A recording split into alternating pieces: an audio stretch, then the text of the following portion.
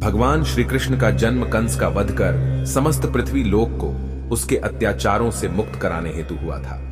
किशोरावस्था में ही वह गोकुल से मथुरा आ गए तथा दुष्ट कंस का वध किया। कंस की मृत्यु से दुखी उसके श्वसुर जरासंध ने एक विशाल सेना लेकर मथुरा पर आक्रमण कर दिया। इस आक्रमण में उसके साथ शिशुपाल और कालयवन जैसे शक्तिशाली राजा भी शामिल थे। जल्दी ही सेना मथुरा जा पहुंची और मथुरा की राजसभा में कृष्ण तथा बलराम को सेना को सौंपने का संदेश भेजा गया। इस युद्ध को टालने तथा मथुरा के निर्दोष नागरिकों को बचाने के लिए कृष्ण ने रातों रात वहां से सैकड़ों किलोमीटर दूर समुद्र में एक नई नगरी द्वारिका का निर्माण करवाया। अपनी माया से उन्होंने समस्त नागरिकों, उनके पशुओं तथा संपत्ति को नींद में ही नई नगरी में पहुंचा दिया। अगले दिन सूर्योदय के समय कृष्ण तथा बलराम जरासंध की सेना के सामने जा पहुंचे और उसे लड़ने के लिए चुनौती दी।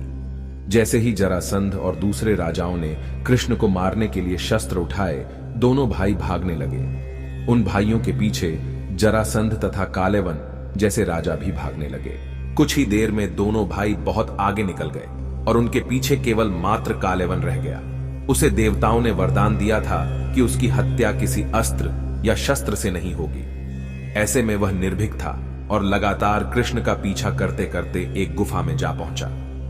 गुफा में राजा मुचुकुंद सो रहे थे, जिन्हें इंद्रदेव ने वरदान दिया था कि जो भी उन्हें उठाएगा वह उनके देखते ही जलकर भस्म हो जाएगा।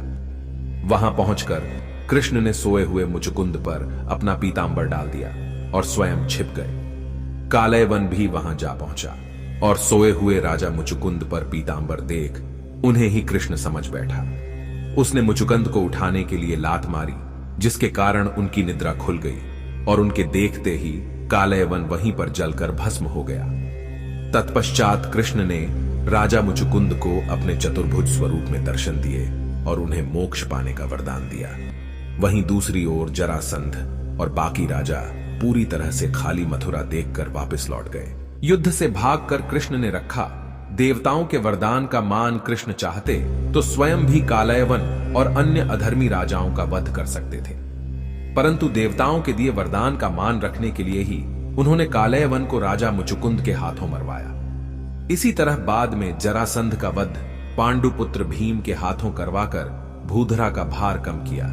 इस तरह कृष्ण ने दिया दुनिया को उदाहरण। इस कहानी के बाद कृष्ण के नाम के साथ हमेशा के लिए रणछोड़ जोड़ दिया। कृष्ण की इस कहानी से सीख मिलती है कि अनावश्यक ताकत का प्रदर्शन नहीं कर बुद्धिबल से काम लेना चाहिए। इस तरह हम अपनी शक्ति को खर्च होने से रोक सकते हैं और बड़े से बड़े संकट का भी सामना कर सकते हैं। एक राजा था जो अपनी प्रजा का बहुत ख्याल रखता था। वह अपनी प्रजा के बीच जाता और उनकी समस्याओं को सुनता था।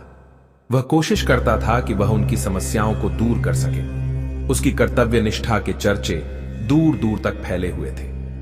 एक बार राजा अपने राज्य में भ्रमण करने के लिए निकले हुए थे, तब उनके कुर्ते का एक बटन टूट गया। यह देख राजा ने अपने मंत्री तो तुरंत बुलाया और उसे आदेश दिया कि वो गांव से एक अच्छे दर्जी को बुला लाएं जो उनके कुर्ते का बटन लगा दे। यह सुन मंत्री ने गांव में दर्जी की खोज शुरू कर दी।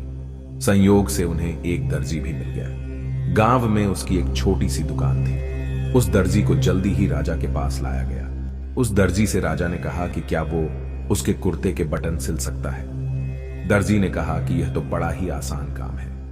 दर्जी ने अपने थैले से धागा निकाला और कुर्ते का बटन लगा दिया।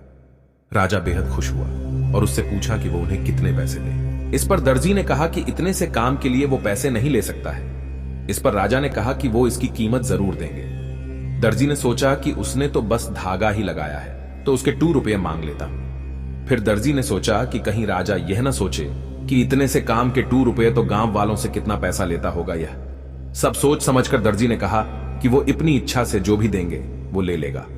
यह सुन राजा ने अपनी हैसियत के मुताबिक उसे 2 गांव देने का फैसला किया। राजा ने कहा कि कहीं समाज में उसका रुतबा छोटा ना हो जाए, इसलिए उसने यह आदेश दिया। दर्जी ने मन में सोचा कि कहां तो वो 2 रुपये मांग रहा था और कहां वो 2 गांव का मालिक बन गया।